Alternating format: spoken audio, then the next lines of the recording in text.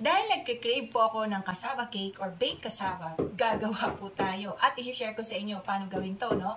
So una, syempre kailangan natin ng glutinous rice. Ito po, nabili ko lang to sa grocery. Mga 3 cups ang kailangan natin ito, no? Pero kung malapit sa inyo yung market, pwede ko kayong magpagiling ng malagkit rice. Dahil tinatamad ako maghanap ng aking mga baking pans kasi natago ko na sa aking mga, sa storage. So ito lang ang nasa labas. So, gagamitin ko lang itong cupcake pan. So dahil ako lang kakain or kami ng asawa ko lang yung kakain pang himagas namin. So, okay lang ito. Kahit anong gamitin nyo, walang problema naman. Importante, maluluto siya. Okay? Okay. Pasensya na sa ingay kasi meron nag-aayos dyan sa kabilang bahay. So, nakaready na yung ating mga ingredients. So, yan. At nilagay ko na dito yung 3 eggs. So, gagawin muna natin, ilalagay natin yung salt at saka vanilla. Tagwa 1 teaspoon po. So, ito ay 1/2 teaspoon yung gamit ko. So, mga 2 ganire. And 1 teaspoon of vanilla. Pampawala ng lansa ng ating itlog. Siyempre, aroma din at nag-a-add flavor. I-whisk natin ito hanggang sa mag-incorporate o mabati natin yung egg.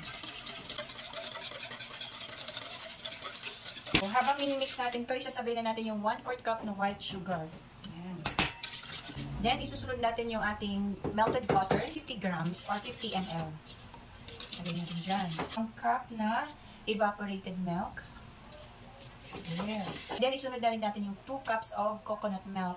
So, actually, yung 2 pack ng ating coconut milk ay hindi umabot ng 500 grams. So, para umabot lang siya ng 500 grams, nilagyan ko siya ng konting tubig. So, lagay natin dito. Whoops! Siyempre, tutuloy-tuloy lang natin yung paghalo. At once nahalo na to, ilalagay na natin yung ating glutinous rice. So, 3 cups pala ito guys ha. There. So, halo-halo lang.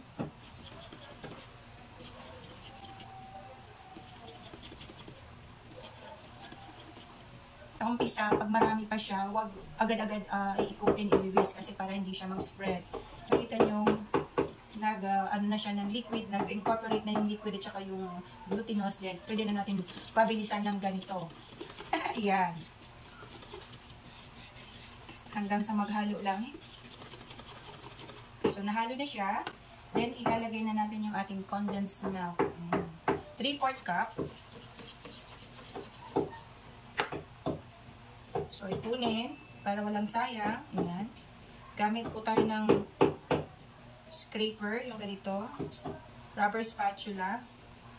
Para maipon or matilok ang mga natitira. Okay? So, halo. Hanggang sa mag-incorporate yung mixture. Okay. So, nahalo na natin siyang maigi. Ang gagawin natin, isasala natin siya para matanggal yung mga buo-buo from the mixture. Sala lang hanggang sa mawala yung mga buo-buo. Matanggal.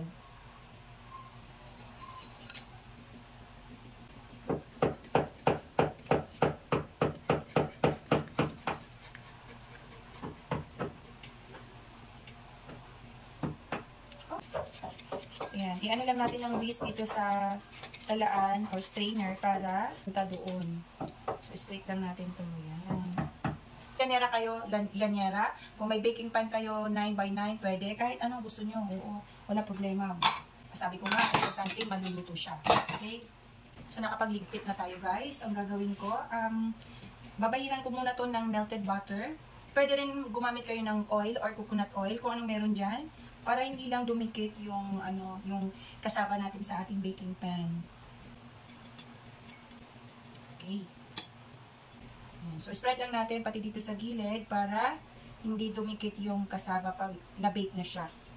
So, maglalagay ako, gamit ko 3/4 cup dito. So, titingnan natin kasi first time ko naman itong gawin. So, maglalagay ako for each ng 3/4 cups. Yan. So, hindi natin pupunuin pala kasi lalampas siya. Ganyan lang.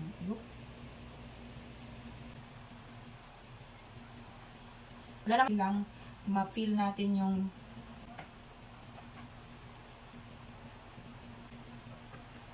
okay. So, nalagyan na natin lahat.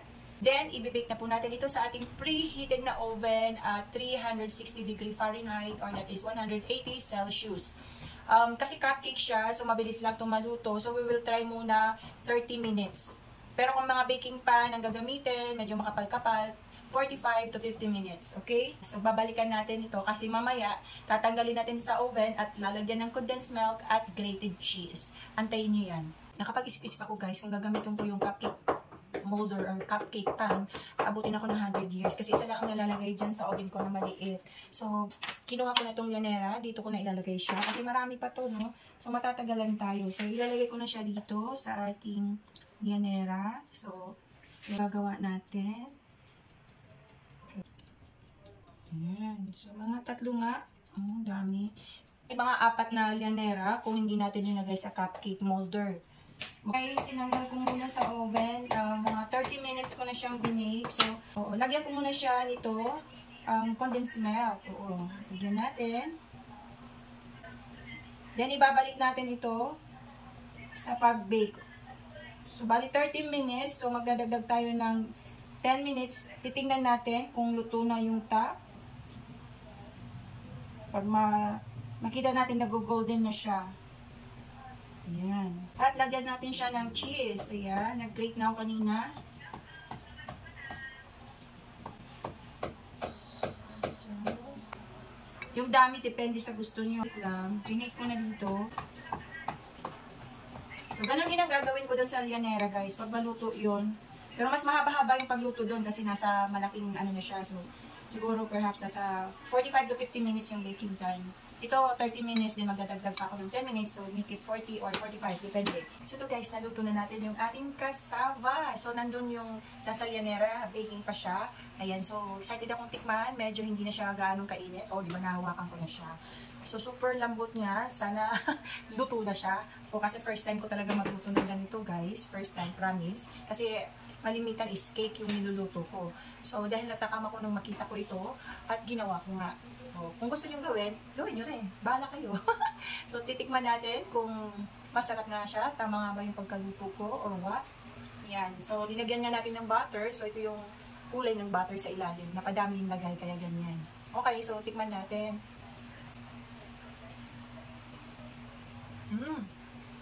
Hala.